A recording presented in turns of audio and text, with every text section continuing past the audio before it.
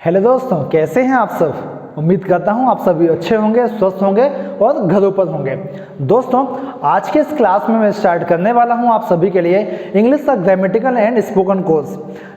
सबसे पहले हम ग्रामेटिकल टॉपिक कंप्लीट करेंगे, उसके बाद हम स्पोकन पर ध्यान देंगे किस प्रकार से आप ग्रामेटिकल का यूज़ करके अपने स्पोकन को बेहतर कर सकते हैं। दोस्तों, तो आज के इस क्लास में मैं सबसे पहले स्टार्ट करने वाला हूं आर्टिकल। आज हम समझेंगे आर्टिकल के बारे में, उसके बाद से नेक्स्ट क्लास में हम पढ़ेंगे पार्ट ऑफ स्पीच, उसके बाद हम ऐसे करके आगे स्टेप बाय स्टेप बढ़ते जाएंगे और पहुंचेंगे स्पोकन तक। दोस्तों, तो आर्टिकल स्टार्ट करने से पहले मैं आप सभी से आग्रह करना चाहूँगा, अगर आप मेरे चैनल पर नए हैं तो सबसे पहले मेरे चैनल को सब्सक्राइब कर लें, बेल आइकन को प्रेस कर लें, जिससे आने वाली सभी वीडियो का नोटिफिकेशन सबसे पहले आपको मिले और मेरी सारी वीडियोस का लाभ आप उठा पाएँ बेहतर तरीके से। ठीक है, चलिए आते हैं अपने टॉपिक की ओर और हम स्टार्ट करते हैं आज आर्टिकल। बहुत बेहतरीन तरीके से मैं आर्टिकल आपको पढ़ाने वाला हूँ और बेहतरीन तरीके से आपको समझ में भी आने वाला है। और अगर कोई डाउट होता है आपको तो बाकायदा आप मुझे कमेंट सेक्शन पर लिखें, मैं आपका जवाब दूंगा। जो भी आपके डाउट्स होंगे वो मैं क्लियर करूंगा। दोस्तों, चलिए आइए तो हम आर्टिकल के बारे में आज चर्चा करते हैं कि एक्चुअली आर्टिकल होते क्या हैं और क्यों इनका आर्टिकल का यूजेस हमारे वर्ड सेंटेंस में किया जाता है, क्यों एप्रोप्रिएट है आर्टिकल, क्यों नेसेसरी होता है आर्टिकल का यूज। चलिए, तो सबसे पहले मैं बताऊं कि आर्टिकल होते क्या हैं। तो आपके कुछ वर्ड हैं ए, एन एंड द, इनको आर्टिकल कहा जाता है। ये क्या कहलाते हैं? ये आपके आर्टिकल्स कहलाते हैं, आर्टिकल्स कहलाते हैं।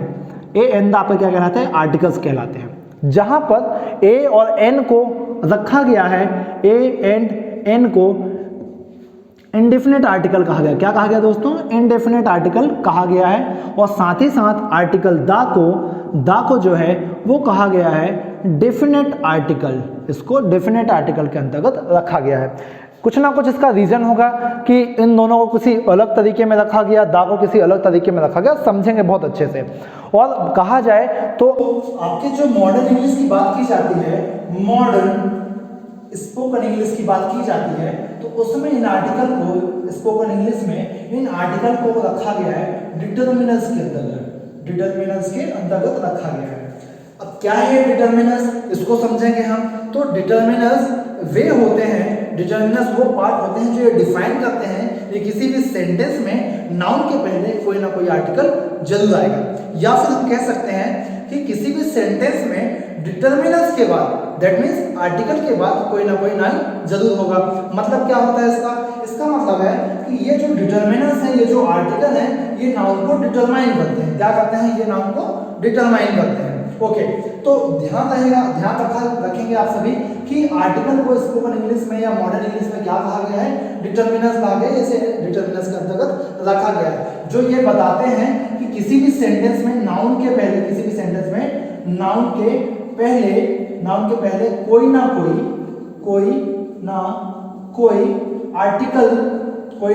आर्टिकल्स का यूज अवश्य किया जाएगा। ओके दोस्तों, समझ में आया? किया जाएगा मतलब कि डिटर्मिनर्स ये डिफाइन करते हैं कि किसी भी सेंटेंस में नाउन के पहले कोई ना कोई आर्टिकल जरूर यूज किया जाए। क्यों? क्योंकि वही आर्टिकल्स नाउन को क्या करते हैं? डिटरमाइन करते हैं। समझते हैं एग्जाम्पल के माध्यम से। तो आप देखिए, पहला एग्जाम्पल है, सपोज मैंने लिखा ही इज अ बॉय। अच्छा, इस सेंटेंस में आप सभी को पता है कि ये जो बॉय है ये एक नाउन है। और कैसा नाउन है ये आपका नाउन है। और कैसा नाउन है? ये है कॉमन नाउन। दोस्तों, कैसा नाउन है ये? Common noun. एक प्रकार होता है कॉमन नाउन, वही है कॉमन नाउन। ओके, तो ये है कॉमन नाउन। अब इस नाउन के पहले आपका आर्टिकल क्या आया है? ए आया है। मतलब हमने आर्टिकल और का यूज किया है जो क्वालिफाई कर रहा है बॉय को। ही इज अ बॉय, वह एक लड़का है। कितने लड़के हैं? वह एक लड़का है। मतलब नाउन को ये वर्ड क्वालिफाई कर रहा है। ये जो आर्टिकल है ये क्या कर रहा है? आपको डिटरमाइन कर रहा है। ओके, देखते हैं नेक्स्ट एग्जांपल कुछ इसी प्रकार से। Suppose she is an intelligent girl. सी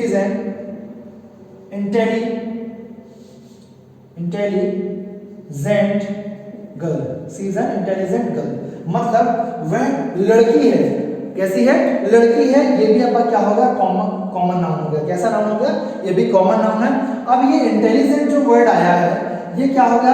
ये आपका हो गया एडजेक्टिव, जो कि क्वालिफाई करता है गर्ल को, और ऐसी कंडीशन में अगर किसी भी नाउन के पहले कोई एडजेक्टिव लगा हो तो फिर हम आर्टिकल का यूज जो है, आर्टिकल का प्रयोग जो है वो एडजेक्टिव के पहले ही कर लेते हैं। तो देखिए यहाँ ध्यान से, यहाँ पर आर्टिकल एन आया है, और एन आने का रीजन है कि क्या वजह है, यहाँ पे ए आया है, यहाँ पे एन आया, वो सब रूल की बातें हैं, इनके रूल्स होते हैं, यूजेस ऑफ आर्टिकल्स के रूल, यूजेस के कुछ रूल्स होते हैं, रूल्स के तहत इनका यूज किया गया है कि कहाँ पर ए आएगा, कहाँ पर एन आएगा। तो अब यहाँ पर क्या है, सी इज अनइंटेलिजेंट का मतलब वह एक होशियार बच्ची है, कैसी है, होशियार है, इंटेलिजेंट गर्ल है। तो यहाँ पर ये जो एन है ये क्वालिफाई करता है, ये डिटरमाइन करता है लड़की को कि वह एक बोला जाए तो इंटेलिजेंट या होशियार लड़की है। ओके, एक एग्जांपल और देखते हैं। सपोज मैंने लिखा open the window, open the window. अब यहाँ पर आर्टिकल द आया है, आगे चल के मैं बताऊंगा कि एक्चुअली यहाँ पर आर्टिकल द क्यों यूज हुआ है, वो आपको आगे समझ में आएगा जब हम दूर पढ़ेंगे। पर open the window, that means window को ओपन करने की बात कही जा रही है, और कुछ ना कुछ स्पेसिफाई हुआ, दैट्स व्हाई यहाँ पे आर्टिकल द का यूज किया गया है। ठीक है, ओके, तो ये तो कुछ एग्जांपल हुआ किस प्रकार से आर्टिकल का यूज करते हैं, आर्टिकल एक्चुअली यूज क्यों होते हैं, ये समझ में आया। अब हम आपको बताएंगे कि actually article a an the का प्रोनाउंसिएशन किस प्रकार से किया जाता है, किस प्रकार से वो क्या, कब ए बोला जाता है, कब आ बोला जाता है, कब एन बोला जाता है, कब अन बोला जाता है, अब कब द और कब दी बोला जाता है, ये समझते हैं हम।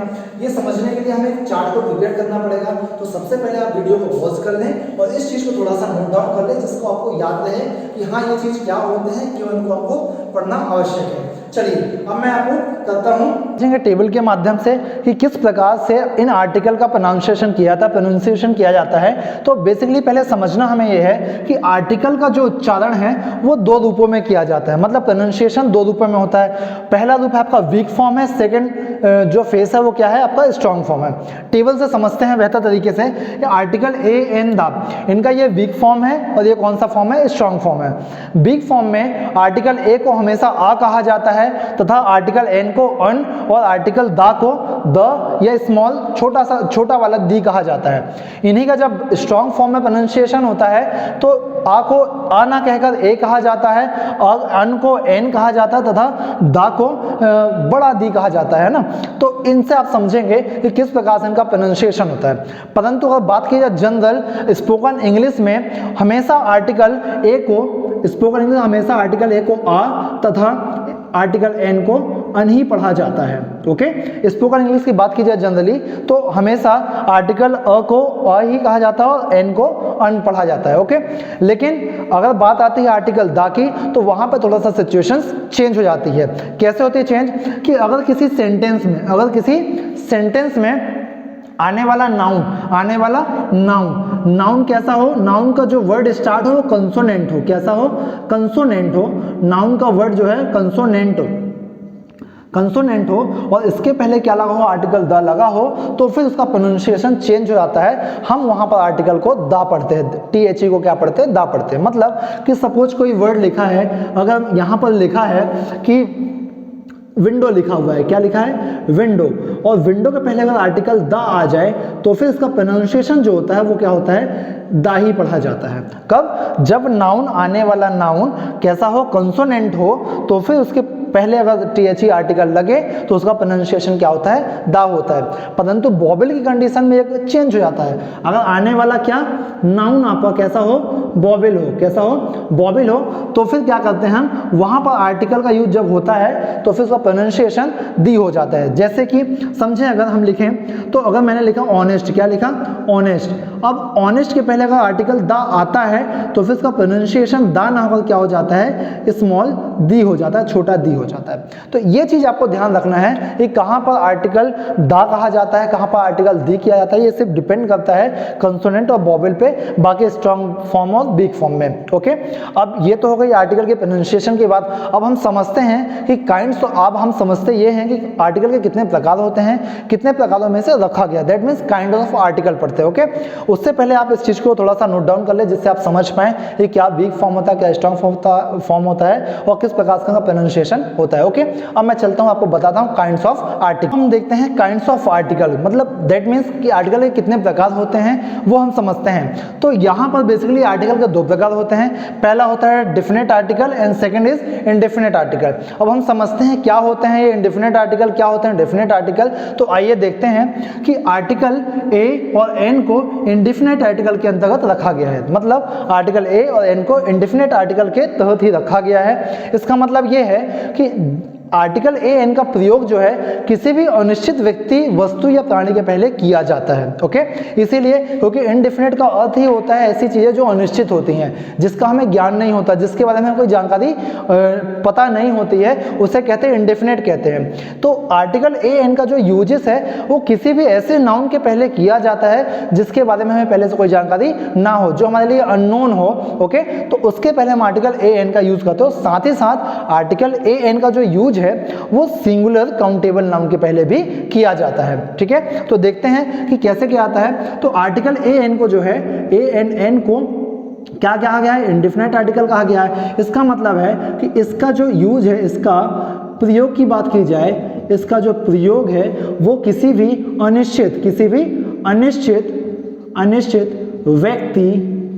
व्यक्ति वस्तु के पहले किया जाता है, ठीक है। समझ में आया आप सभी को, क्या मतलब कि पहले किया जाता है, किसके पहले, किसी भी अनिश्चित व्यक्ति या वस्तु के पहले आर्टिकल ए या एन का यूज किया जाता है। साथ ही साथ इनका यूज सिंगुलर काउंटेबल नाउन, किसके काउंटेबल नाउन, सिंगुलर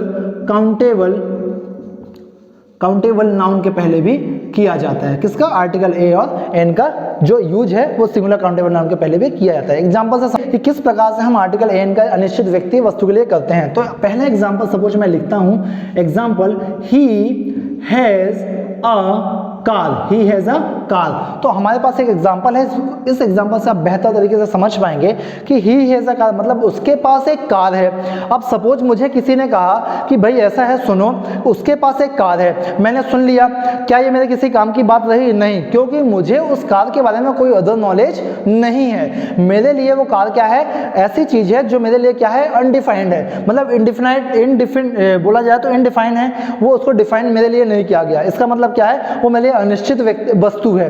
तो उसके लिए मैं क्या करूंगा, आर्टिकल ए का यूज करूंगा। इसीलिए इस सेंटेंस में कार के पहले आर्टिकल ए का यूज किया गया, मतलब कार क्या है, अनिश्चित है, इसके बारे में कोई और चर्चा नहीं है। दूसरे एग्जांपल लेते हैं, सपोज मैंने कहा ही इज अ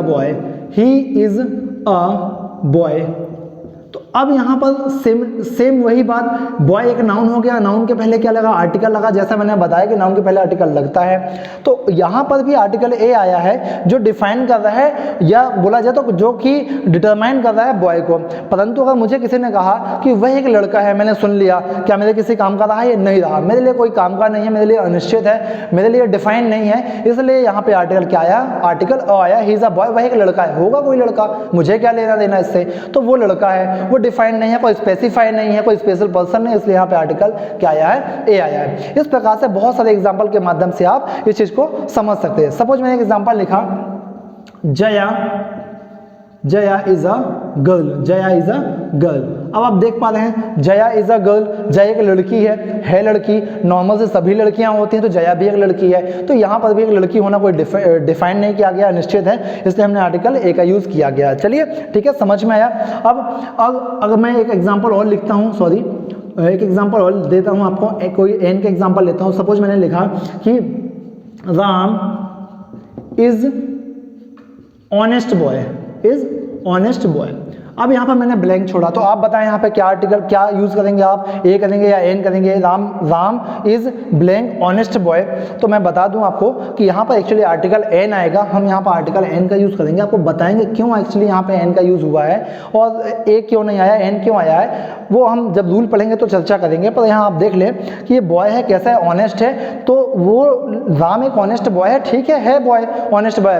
क्या राम बस ऑनेस्ट बॉय होता? नहीं, बहुत सारे लोग ऑनेस्ट होते हैं, मुझे क्या करना, राम ऑनेस्ट ऑनेस्ट बॉय, मैंने सुन लिया, ओके इट्स ओके, वो ऑनेस्ट बॉय है, तो ये कोई डिफाइंड नहीं है, निश्चित नहीं है, तो इसलिए आर्टिकल यहाँ पे एन आया है। ओके, अब हम समझते हैं आर्टिकल दा के बारे में कि दा को डिफिनेट आर्टिकल क्यों कहा जाता है। चलिए समझते हैं। अब डिफिनेट आर्टिकल मतलब इसके अंतर्गत दा को रखा गया है, जो ये कहता है कि आर्टिकल दा का प्रयोग किसी भी निश्चित व्यक्ति, वस्तु या स्थान के नाम के पहले आर्टिकल दा का यूज किया जाता है ना। और साथ ही साथ इसका use singular countable noun, plural countable noun और अनकाउंटेबल नाउन के तीनों के पहले आर्टिकल दा का यूज किया जाता है। मतलब मैं कहूं तो ये लिख सकता हूं कि आर्टिकल दा का प्रयोग, आर्टिकल दा का यूज जो है वो किसी निश्चित क्या कहा जाए, किसी निश्चित व्यक्ति, वस्तु या स्थान के नाम के पहले किया जाता है, नाम के पहले किया जाता है। ठीक है, नाम के पहले किया जाता है। ओके, तो समझ में आया आपको। मतलब आर्टिकल दा का प्रयोग किसी भी निश्चित व्यक्ति, वस्तु या स्थान के नाम के पहले किया जाता है, इसीलिए आर्टिकल दा को जो है वो डिफिनेट आर्टिकल के अंतर्गत रखा गया, जिसका अर्थ होता है कोई चीजों का निश्चित होना। मतलब ये डिफिनेट, जो आपका डिफिनेट है, ये स्टैंड फॉर निश्चित, कोई भी ऐसी वस्तु जो चीजें निश्चित होती है या पूर्व में जिसकी चर्चा की जा चुकी हो, या कोई ऐसी चीज जो स्पेसिफिक हो, उसके जैसा कोई दूसरा ना हो, तो फिर आर्टिकल दा का यूज किया जाता है। साथ ही साथ आर्टिकल दा का जो यूज है वो सिंगुलर काउंटेबल, वो कहा जाए तो मैं कहूँ आर्टिकल दा का जो प्रयोग है वो साथ ही साथ सिंगुलर काउंटेबल नाउन, पहली बात, दूसरी क्या हो गई, प्लूरल काउंटेबल नाउन, और साथ ही साथ अनकाउंटेबल नाउन के पहले भी किया था। तो ये दो तीनों चीजें भी आपको मस्ट याद रखनी है कि आर्टिकल दा का प्रयोग जो है निश्चित व्यक्ति, वस्तु तो है ही है, साथ ही साथ सिंगुलर काउंटेबल नाउन हो, प्लूरल काउंटेबल नाउन हो। वीडियो को पॉज करें और इसे नोट डाउन करें, उसके बाद हम देखते हैं आर्टिकल दा के यूजेस को एग्जाम्पल के द्वारा देखते हैं किस प्रकार से इसका यूजेस किया जाएगा एग्जाम्पल में। ओके, चलिए तो आप सबसे पहले वीडियो को नोट कर लीजिए, नोट डाउन कर लीजिए, पॉज करके हम चलते हैं आगे एग्जाम्पल की तरफ। देखते हैं जो आर्टिकल दा है, जिसको हमने डेफिनेट आर्टिकल के अंतर्गत रखा है, तो उस प्रकार किस प्रकार, क्यों ऐसा है, हमने उसको डेफिनेट आर्टिकल के अंतर्गत रखा है, समझते हैं एग्जाम्पल से। तो ये कुछ एग्जाम्पल मैंने आपके समक्ष लिखे हैं बोर्ड पर, जिसमें फर्स्ट एग्जाम्पल है कि Nandini what a sari, the sari was very costly. अब आपका एक सेंटेंस है, यहाँ पर आपने देख पा रहे हैं, यहाँ पर बेसिकली दो आर्टिकल का यूज किया गया है, ए भी है और आर्टिकल दा भी है। अब आप समझें कि क्यों आर्टिकल यहाँ पे अ आया है, क्यों आर्टिकल यहाँ पे दा आया है। ओके, समझते हैं। तो नंदिनी वॉट अ साड़ी, जब इतनी सी बात होती है, जब सिर्फ इतनी सी चर्चा होती है कि नंदिनी वॉट अ साड़ी, तो यहाँ साड़ी के पहले आर्टिकल आ यूज किया जाता है। क्यों? क्योंकि नंदिनी ने एक साड़ी खरीदा है और उस खरीदी हुई साड़ी के बारे में कोई और चर्चा नहीं है, इसीलिए वहां पे आर्टिकल क्या आया, ए। मतलब आर्टिकल अ आया है, इसका मतलब वो साड़ी क्या है, अनिश्चित है, वो डिफाइन नहीं है, वो कोई स्पेसिफिक चीज नहीं है, इसलिए यहाँ पे आर्टिकल आ आया है। परंतु अगर सेकंड क्लॉज की बात की जाए, ये फर्स्ट क्लॉज तो आर्टिकल आ आएगा क्योंकि ये डिफाइन नहीं है। ओके, अब सेकंड क्लॉज में आते हैं तो देखते हैं, लिखा है the sari was very costly, मतलब साड़ी बहुत कॉस्टली है। कौन सी साड़ी कॉस्टली है भाई? मतलब जो साड़ी नंदिनी ने खरीदी है वो साड़ी कैसी है, कॉस्टली। तो जब नंदिनी ने साड़ी को खरीदा था तो वो साड़ी स्पेसिफिक नहीं थी, परंतु उस खरीदी गई साड़ी की जब चर्चा चल रही है कि वो साड़ी बहुत महंगी है, तो आपको पता है यहाँ पर ये साड़ी यहाँ पर डिफाइंड हो गया, ये जो साड़ी है वहाँ पर कैसा हो गया, डिफाइंड हो गया कि ये जो साड़ी है वो कैसी है, वेरी कॉस्टली, महंगी है। कौन सी साड़ी महंगी है भाई? वही साड़ी महंगी जो किसने परचेज किया था, जो नंदिनी ने परचेज किया, जो नंदिनी ने खरीदा था, वो साड़ी बहुत महंगी है, इसीलिए यहाँ पे आर्टिकल दा का यूज किया गया है। ओके, देखते हैं नेक्स्ट एग्जांपल। लिखा है the coin made by silver, the coin made by silver, मतलब ये जो कॉइन है वो किससे बना हुआ है, सिल्वर से बना हुआ है। तो ये जो कॉइन की स्पेसिफिक है कि कॉइन सिर्फ सिल्वर के तो होते नहीं है, कॉइन बहुत सारी चीजों के बनाए जाते हैं, परंतु ये पर्टिकुलर किसी कॉइन की बात की जा रही है और कहा जा रहा है कि the coin made was by silver, मतलब ये जो कॉइन है वो किसकी बनी हुई है, सिल्वर की बनी हुई है। तो यहाँ पर जो कॉइन है वो डिफाइंड है, इसलिए यहाँ पे आर्टिकल हमने दा का यूज किया है और यहाँ पे आर्टिकल दा ही आएगा। ओके, देखते हैं नेक्स्ट एग्जांपल। लिखा है the gold of America is costly, या सॉरी यहाँ पर हम वॉज कर सकते हैं, वॉज कॉस्टली।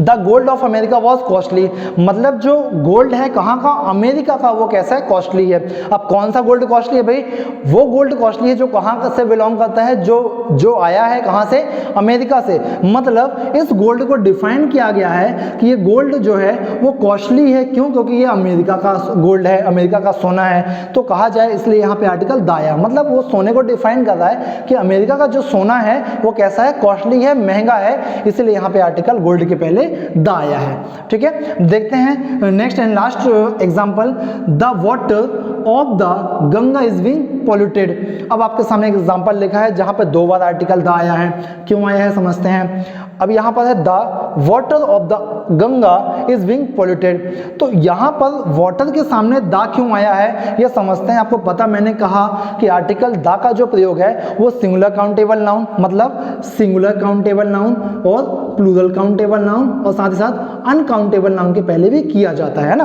तो यहाँ पर जो वाटर है वो पहली बात तो सिंगुलर काउंटेबल नाउन है ही नहीं, ना तो प्लूरल काउंटेबल नाउन है, ये एक्चुअली किस श्रेणी में आता है, ये आता है अनकाउंटेबल नाउन। और किसी भी अनकाउंटेबल नाउन के पहले आर्टिकल द का किया जाता है, जैसे the salt, the sand, the hair, the stars, तो इन सभी के सामने ये द मिल्क, इन ऐसी क्वांटिटी जिसको आप काउंट नहीं कर सकते हैं या ऐसी थिंग्स जिसे आप काउंट नहीं कर सकते, उसके पहले हम आर्टिकल द का यूज करते हैं। तो ये तो बात हो गई वाटर के पहले।